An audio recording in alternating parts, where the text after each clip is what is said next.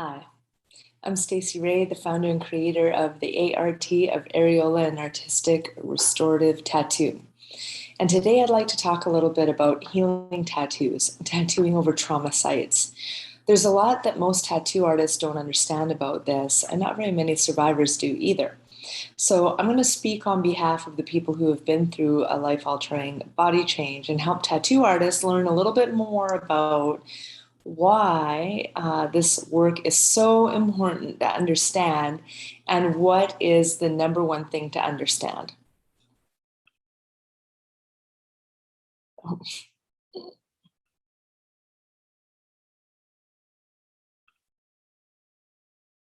Lessons I'm going to share with you today are for you and only you.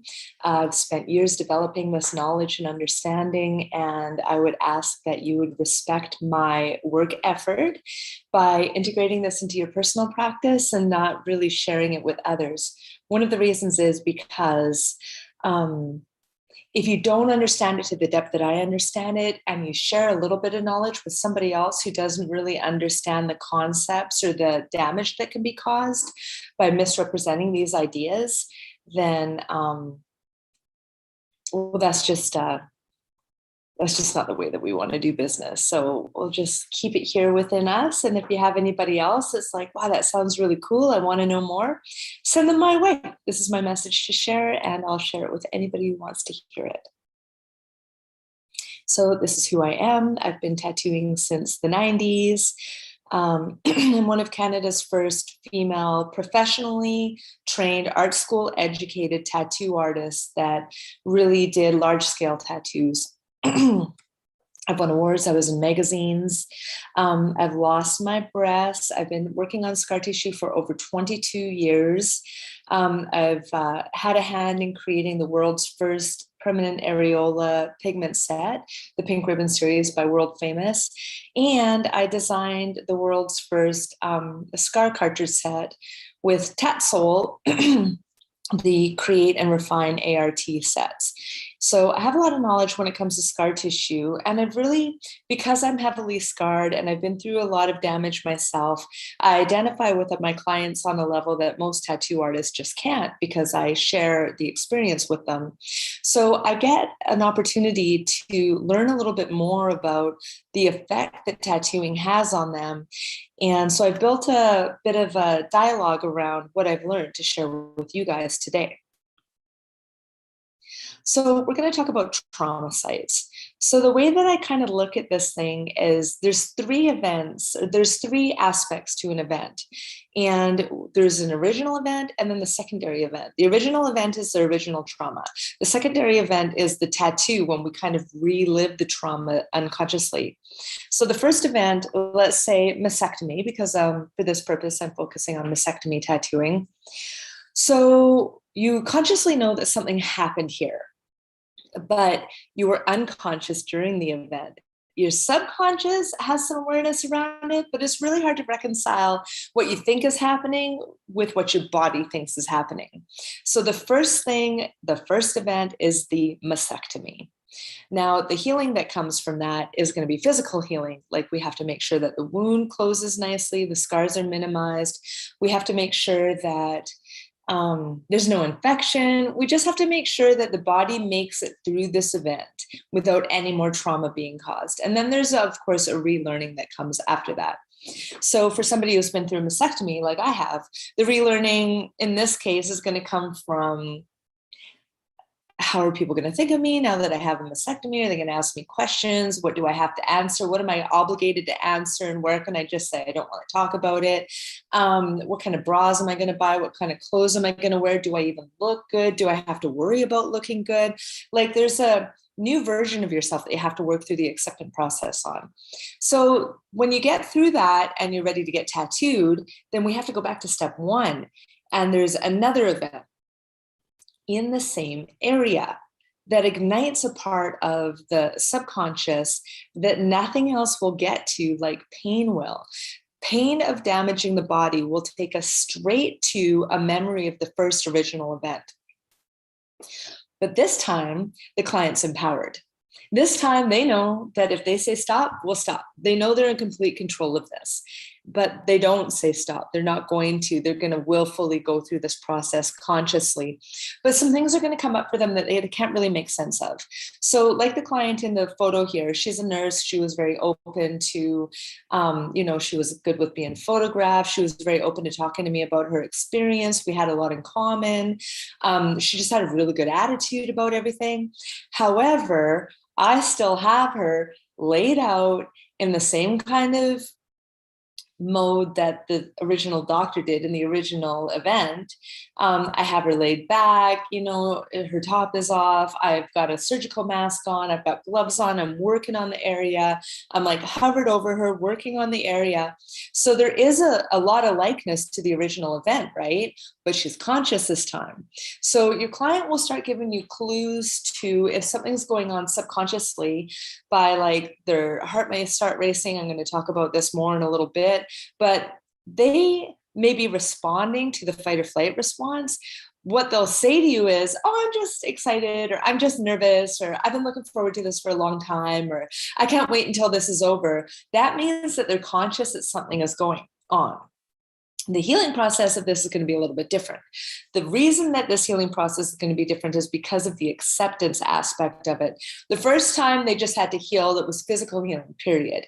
This time it's like, okay, so now like I've got nothing else to look forward to. Like this is the end of the journey for me. Now, if she has any roadblocks to self-acceptance, those are going to start coming up in a way that they haven't had an opportunity before.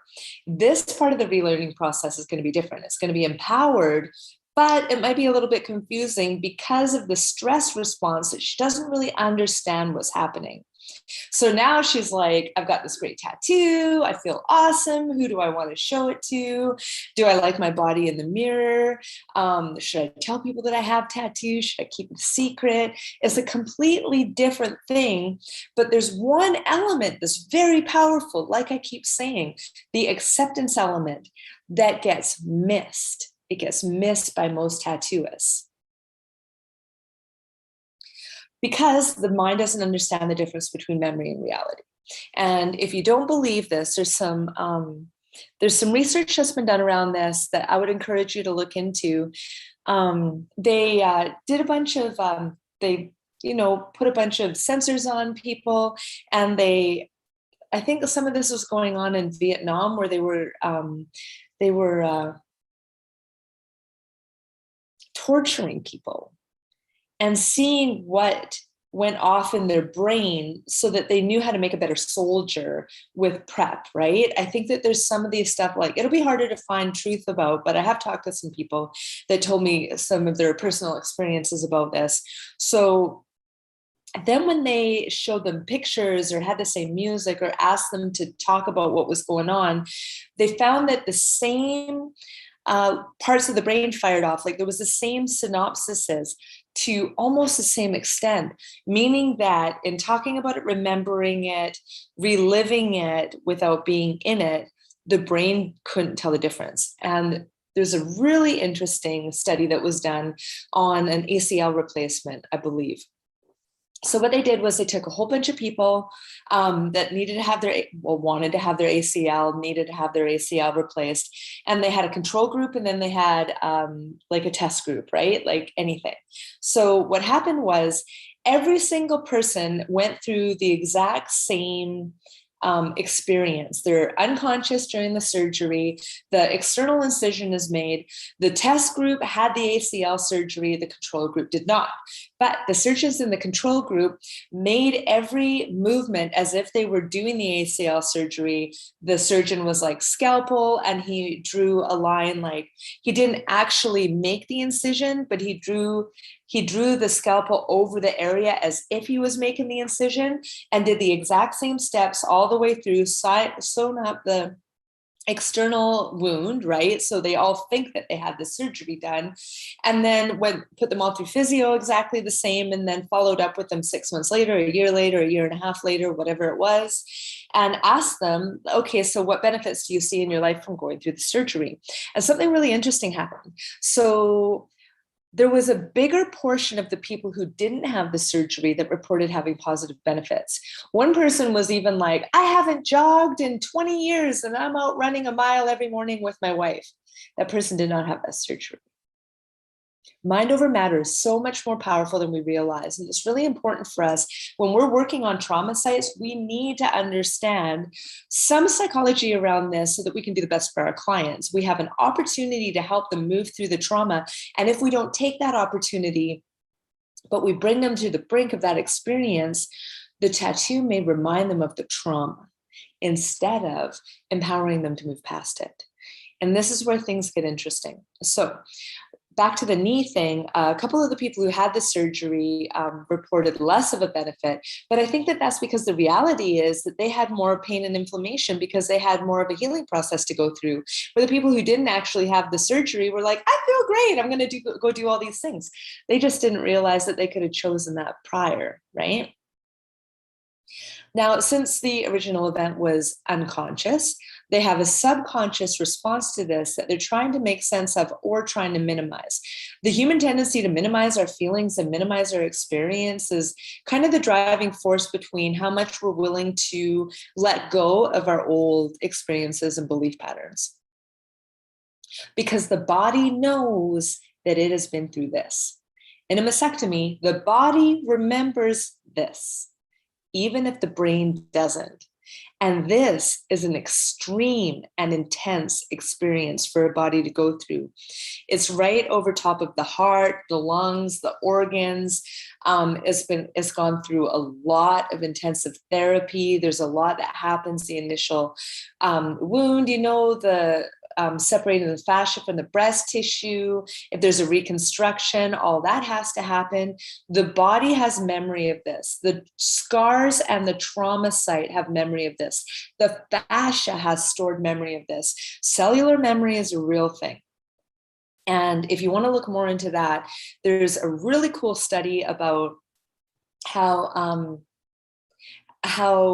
women can carry memory of stress that the grandmother had when she was pregnant with a mother. So a woman is born with as many eggs as we're ever going to be born with, and those eggs are developing. So your mother, the egg that you are, that became you, was developing in your mother's body in the 5th month of pregnancy with her grandmother. So if the grandmother had a fight with the grandfather when she was pregnant with your mother, that memory energetically would have transferred into your mother, which could have been absorbed by, and this is how animals evolve, right? We evolve to our conditions. So if there was a stressful condition happening, then you would have been set up for success to deal with that stress. The reality of that situation is we could have stress responses to memories that aren't even ours, triggers that we haven't even experienced. And they're just starting to study this stuff, and it's really interesting. And if you have any kind of interest in energy work, energetic healing, anything like that, then I encourage you to go down that rabbit hole. It's really interesting. So in this case, there's definitely a physical stress response to an actual event that's happened, as we talked about before, the original event that was subconscious. But since the body remembers it and will want to inspire a fight or flight response, the brain may start having thoughts and feelings that the person doesn't really understand. Right? It all starts in the brain.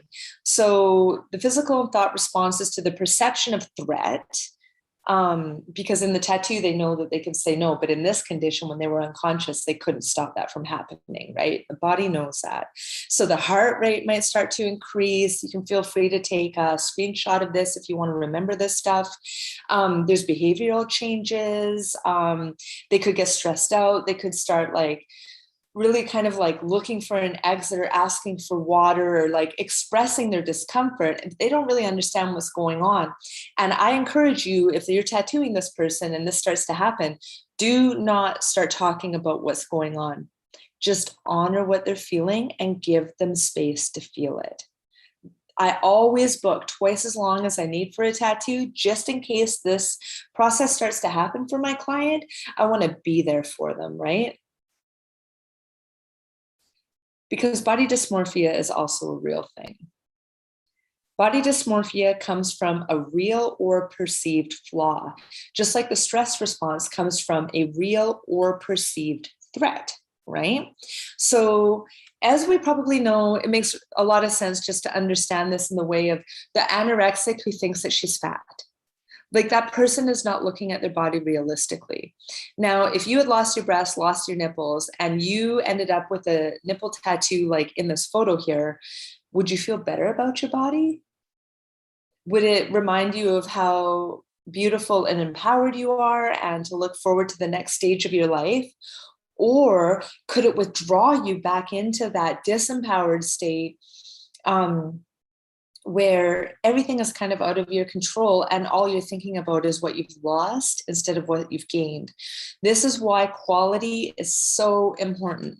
And because I've experienced it myself, and having bad nipple tattoos was way worse than having no nipple tattoos, and having no nipples sucked. It was a really bad experience for me. I still struggle with it.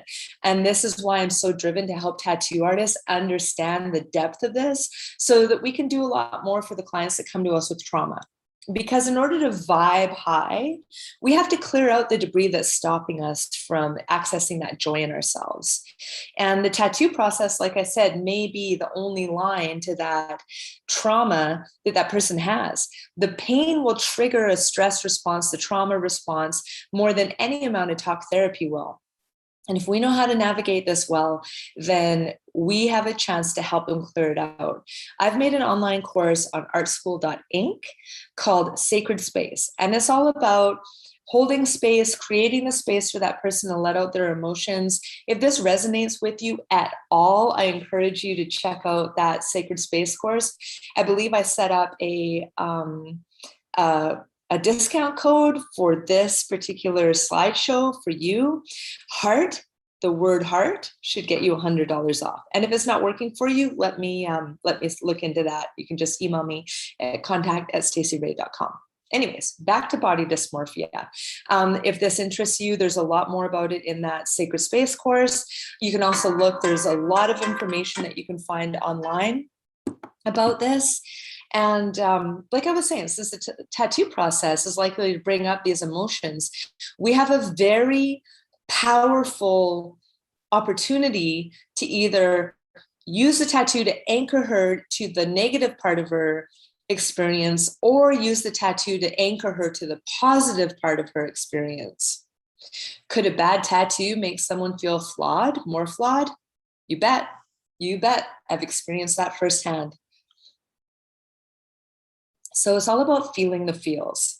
A lot of people who've been through trauma, breast cancer survivors especially, any cancer survivor really, there's going to be anger as part of the grieving process, sadness, anger, like, why did this happen to me? Like, I lost everything. Nobody understands, the sadness of like, is anybody ever going to get this? Like, it feels so lonely.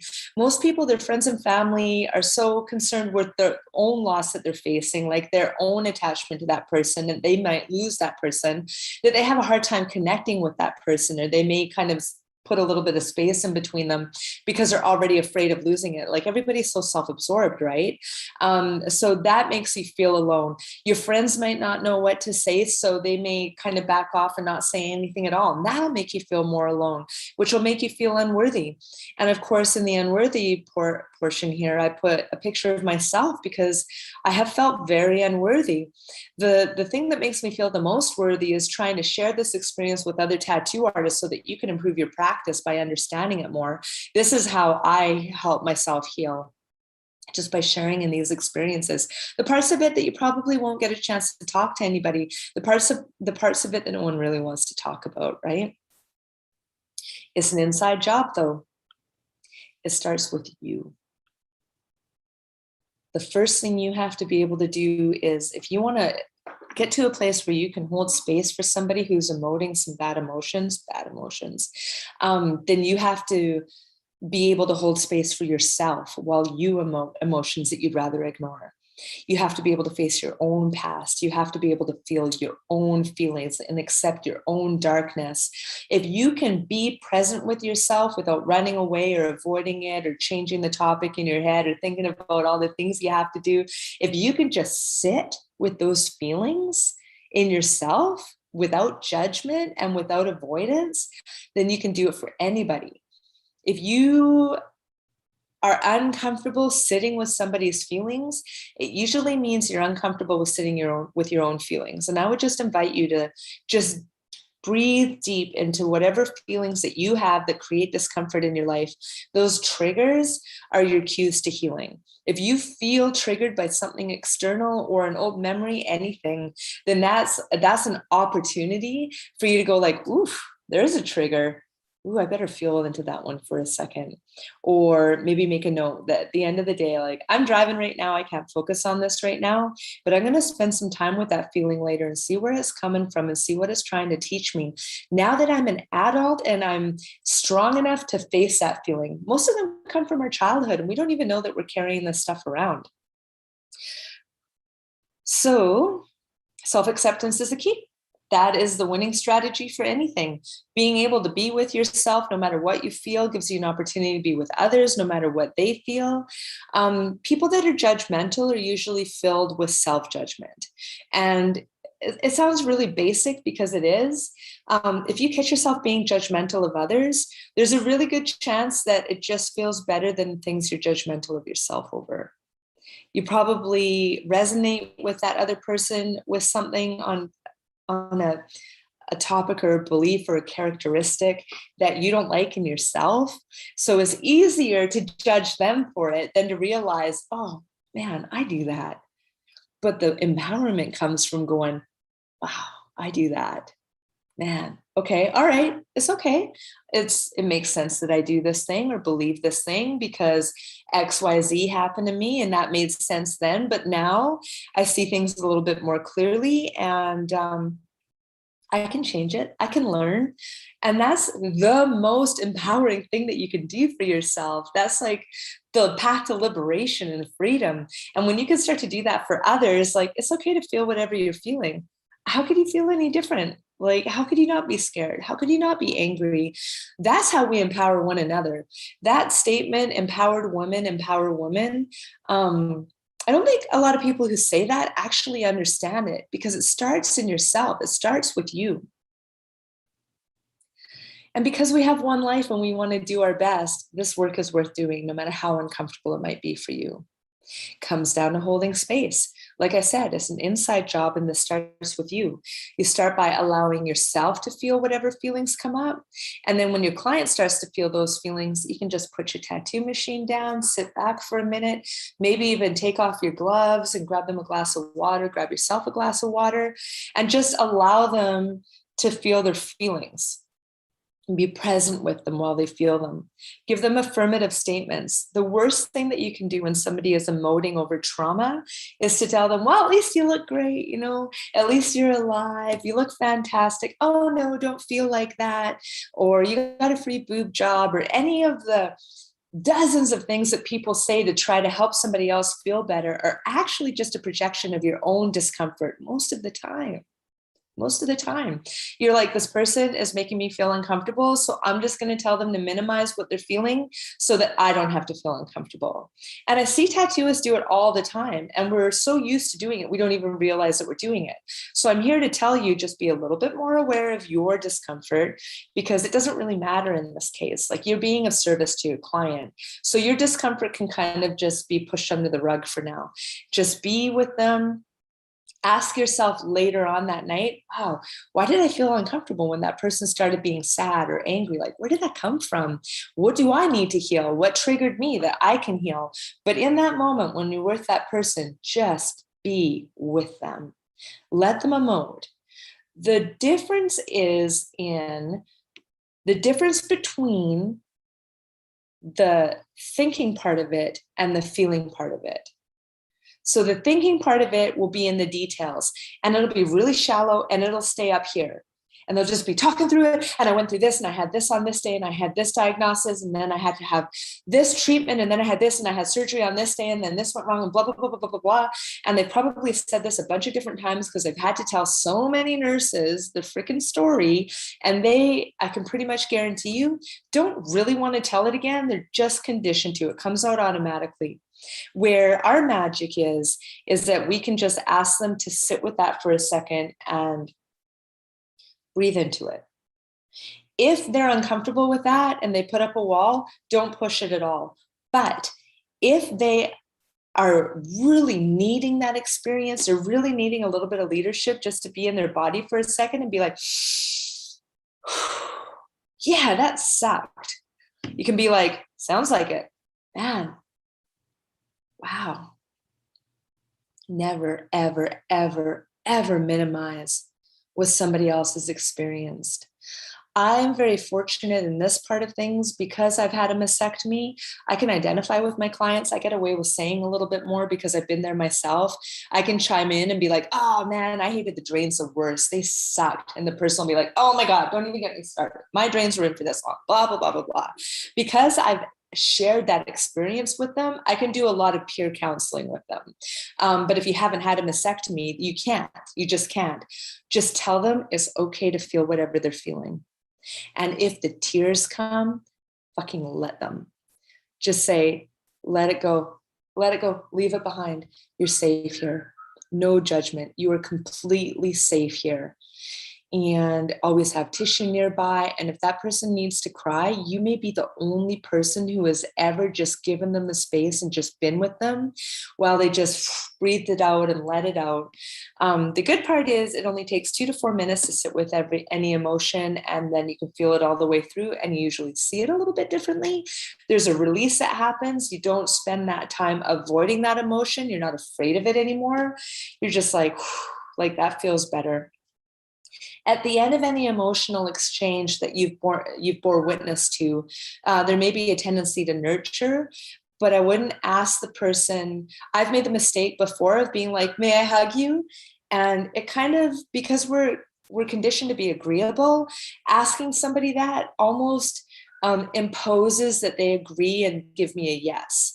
A friend of mine, Izzy, told me, she said, with COVID especially, she says to people, are you hugging? And that invites them into saying a no if they feel more comfortable with a no, where my way of asking, may I hug you, kind of makes them feel like all they can do is accept. It's like an invitation, where the way that Izzy says it, are you hugging, kind of invites them to say no. And if they'll allow it, have an embrace, but just don't impose it on them. So since the tattoo is a permanent experience, we have a couple opportunities there's going to be 2 ways we can go if they start emoting. We can let them be, we can bring them to the brink of that where they have those feelings, and then we can just finish the tattoo, let them be with that. They can go seek external help. Please feel free to screenshot this if you like. But they may carry the stress of what they've lost, right? The tattoo may remind them of the trauma. Like I said, if we bring them to the brink of an emotion and we don't know how to lead them through it, which most of us don't. I'm certified to do some trauma release coaching. I'm a Reiki master. Like, I've spent a lot of time in becoming the type of person that can do peer counseling with others through trauma that they store in the body. But if you don't have that training, and you say you're doing healing tattoos, you could be sued for malpractice, right? So we have to be really careful here. So one of the reasons is I get more into talking about healing tattoos, and it gets more of an attractive idea, and people start saying, well, I do healing tattoos too. I really have to kind of go out on a limb here and just try and inspire some responsible use of the term, because it's risky business. Like it says in the let them be side, their friends and family might not know how to support them. They might not be able to afford therapy. They might not know how to process or release those feelings. So if we can learn the simple thing of down regulating what they've been through, like I said, just bring them into their body and let them know that it's okay to feel it. And I go more into this in my course, Sacred Space, like I said. And I'm going to be doing some counseling, some one-on-one counseling with tattoo artists that want to learn more about this. I will be doing some one-on-one counseling with them. I call it slaying dragons, and I'll help you slay your own dragons so you understand what it's like, what it feels like to have somebody walk you through a process and then come out with a plan on how to walk your clients through a process at this really resonates with you, I will give you ongoing support with this. I won't just leave you with this, this one little slideshow and this one little talk, this one little masterclass. So like I kept saying, down regulating is just getting into the feeling, into the body, not in this escaping, want to run away, shallow breathing, hyperventilating kind of mindset, but actually be like, I am just feeling this. And that may give them the liberation that they need to acknowledge even more of their feelings. That might be a really important tool. It's very, very easy tool to share. And it may be one of the most empowering things that anybody's ever done for them. That could be the life-changing thing. When I book clients with when I put consults with my clients, I usually tell them what I do is trauma release. The tattoo is just a souvenir. But like I said, I've been working for over 20 years on becoming the type of person who can make that claim responsibly. But if you're interested in pursuing that more, I can help get you started on the right foot. Responsibly and in integrity and ethically responsible is going to be the number one things that I focus on. And it all comes down to breathing. It all comes down to breathing. So like I was saying, when somebody is talking through the details, it's just details are up here. They could be like heart racing, like getting into the parasympathetic nervous response, all these like extra levels of the experience that don't have anything to do with the present moment, because the brain may think it is being threatened, a real or perceived threat, right? We can just bring them back into their body, bring them back into their breath. Then we can help them be more okay with the experience. When I'm leading someone in a breath, which the next slide, I'm going to teach you exactly how to do this. When I'm leading somebody in a breath, I let them see and hear my breath. I lead them into a breath. And it's the same kind of idea as if one of your friends yawns and you look at them and you yawn, that's actually an ancient primitive response to threat. So where that comes from is if you're in a cave, with your friends back in caveman days, and we still have that DNA in us partially, right? And if the oxygen, if it's been snowing and like there's a rock slide over the front or there's an avalanche and you're in the cave, and if the oxygen starts to get low, you'll take longer, deeper kind of breaths like that, and then shallower breaths. Like there's some way that the body wants to regulate itself for when the oxygen is kind of running out. So if you see your friend yawning, you're like, oh, oxygen is running out, and you'll yawn too, and you'll follow them along. One of the reasons, if you find yourself yawning a lot, this is interesting, is because you're doing such shallow, hyperventilated type of breathing that your body is not getting the oxygen that it needs, right?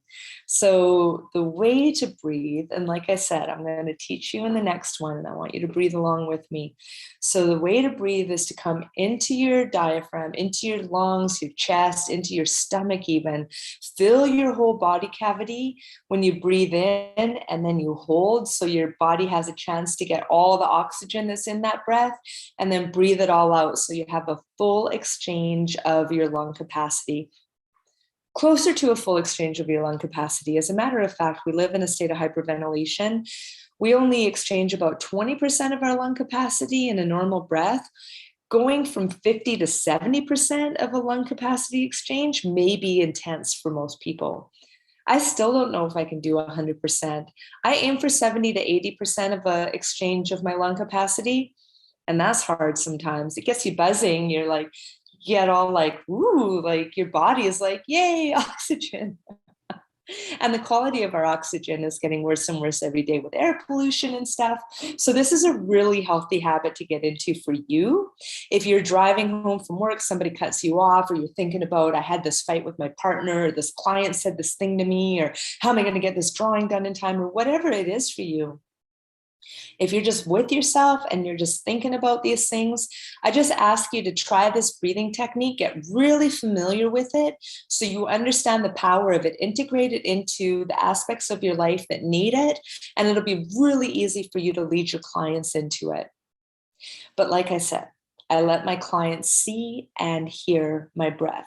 So when I take a breath, I put my tattoo machine down. I may keep my gloves on if I don't have to touch anything, of course. And I'll take a loud inhale, and I might even bring my hands up and look them right in the eye. And sometimes I'll nod if they don't just follow me and I want them to follow me. I'll look them in the eye and nod. I'll give them an affirmative like confirmation, of like, follow along with me here.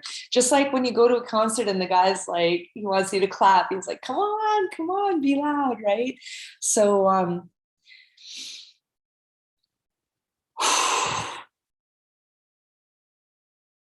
let your clients see your breath and hear your breath if you want to lead them into a breath.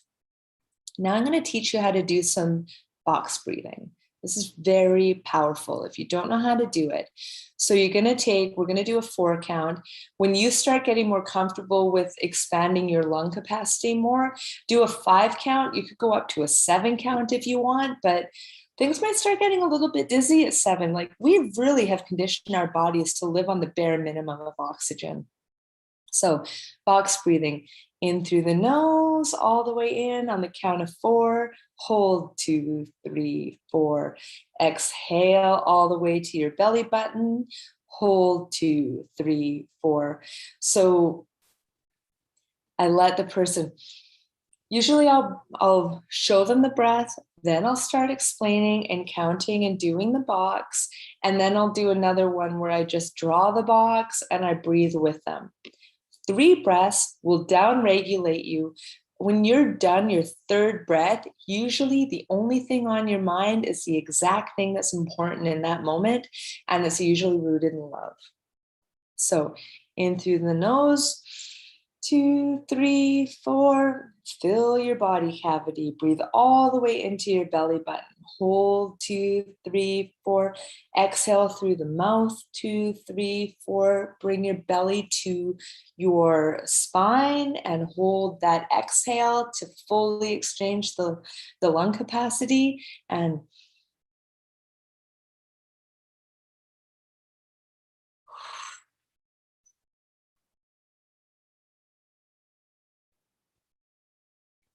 And it's just that simple. And it can be a game changer for somebody who's stressed out. If you have kids that are all stressed out, they're going through a little trauma, panic attack, whatever, temper tantrum, whatever it is.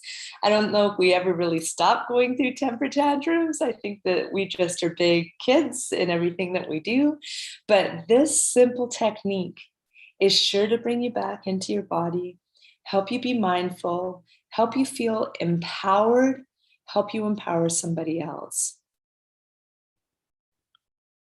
This is how to find me. And if you guys are interested in any of my new offerings that I have, I'm just building ARTSCHOOL.ink. It's going to be very rooted in the energetic part of tattooing while focused on the technical and artistic aspects. Because like I said, I love the idea that people come to me for a tattoo, but the tattoo is just a byproduct of our time together. And here's how to find me on Instagram. And I hope to see you guys again soon. Good luck with helping your clients down regulate. And if you have a really great experience that I would be inspired by, please don't hesitate to share it with me. I love what we can do for one another. And beautiful day to you.